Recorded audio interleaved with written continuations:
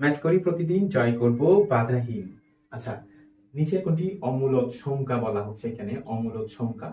তো অমূলদ সংখ্যা হচ্ছে আসলে আমরা যেটা জানি সেটা হচ্ছে যেটাকে পি বাই কিউ আকারে প্রকাশ করা যাবে না। আসলে অমূলদ সংখ্যাটা, ঠিক আছে, পি বাই কিউ আকারে প্রকাশ করা যাবে না।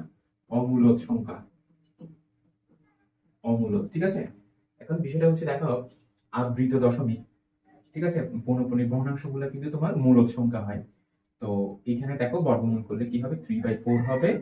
তারপরে হবে দেখো ঘনমূল, তো এটাকে 8 কে ঘনমূল করলে হবে 2, তারপরে হচ্ছে এটা হচ্ছে 3, তারপরে এটা হচ্ছে 5/√3। তাহলে খেয়াল করো, তো এটা হচ্ছে মূলদ, এটাও মূলদ, এটাও মূলদ। এখানে কিন্তু একটা বর্গমূল থেকে যাচ্ছে।